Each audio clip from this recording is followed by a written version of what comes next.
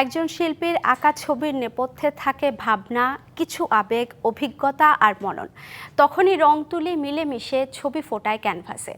শিল্পে তাই এতদিন আবেগ আর ভাবনাপ্রবণ মানুষেরই আধিপত্য ছিল, কিন্তু সেই ধারণায় সম্প্রতি ধাক্কা দিয়েছে এক যন্ত্রমানব শিল্পী রোবট AIDA।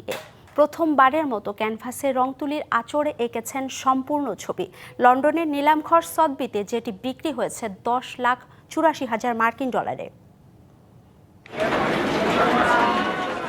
রোবট মানুষের তৈরি যন্ত্র, যার ভাবনা চিন্তা সবই অঙ্কে। এবার সবাইকে তাক লাগিয়ে রোবট রূপ নিয়েছে যন্ত্রমানব শিল্পী হিসেবে। AIDA নামের রোবটটি সম্প্রতি রং তুলি ব্যবহার করে ক্যানভাসে এঁকে ফেলেছে একটি সম্পূর্ণ ছবি। সেই ছবি বিক্রিও হয়েছে $10,84,000 মার্কিন ডলারে।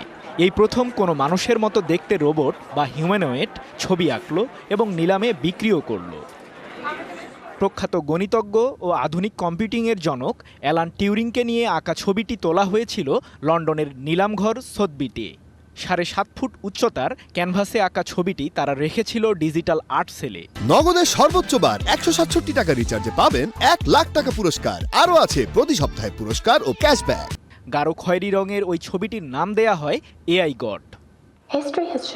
ইতিহাস সাক্ষী, প্রযুক্তিগত অগ্রগতি মানবতার জন্য ইতিবাচক ও নেতিবাচক উভয় পরিণতির দিকে নিয়ে যেতে পারে।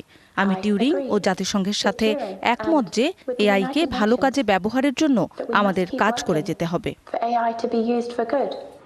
আধুনিক কম্পিউটিংয়ের জনক অ্যালান টিউরিং দ্বিতীয় বিশ্বযুদ্ধের সময় জার্মানির নাৎজি বাহিনীর পাঠানো সাংকেতিক বার্তার অর্থ উদ্ধারে কাজ করেছিলেন এই গণিতজ্ঞ। টিউরিংয়ের ওই পদ্ধতি নাৎজি ও তার বন্ধু দেশগুলিকে হারিয়ে প্রতিপক্ষ দেশগুলোকে জিততে সাহায্য করেছিল।